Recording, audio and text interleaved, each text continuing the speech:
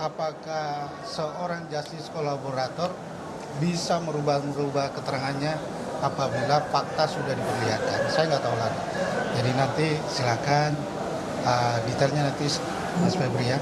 Terkait dengan yang naik ke lift di lantai 3 itu di rumah Saguling, apakah ini terkait dengan yang disampaikan di surat dakwaan dan Richard Eliezer ada perencanaan atau seperti apa?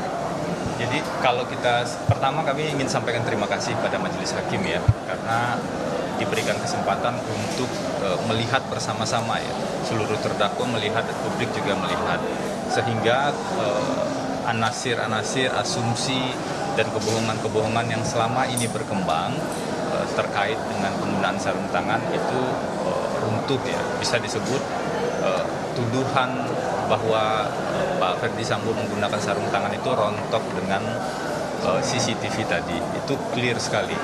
Bukan hanya satu CCTV, tapi 3 CCTV.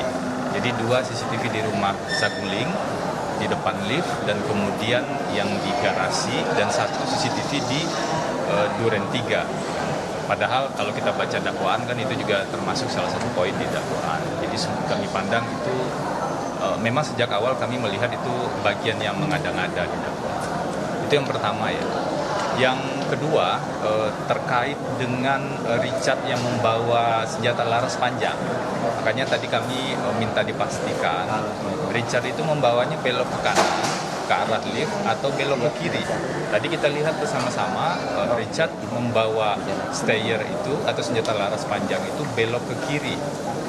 Belok ke kiri ya, kalau tidak terlihat di dekat tangga lift berarti itu diduga diletakkan di kamar ADC.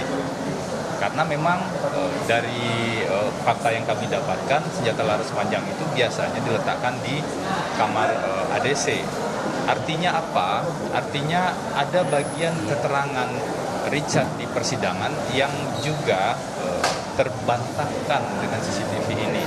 Kita tahu kalau dalam rangkaian persidangan sebelumnya kan seolah-olah senjata laras panjang itu dibawa ke atas, dan membawa ke atasnya itu lewat tangga di samping lift. Jadi ketika kalau tuduhannya ya, Bu Putri dan Kuat naik lift, di sebelah tangganya itu ada Richard yang naik, seolah-olah seperti itu, dan kita tahu keterangan itu atau informasi itu tidak benar.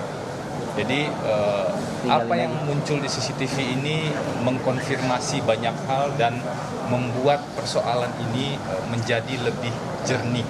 Karena itulah sejak awal kami mengajak dan berharap kita betul-betul menyimak fakta persidangan.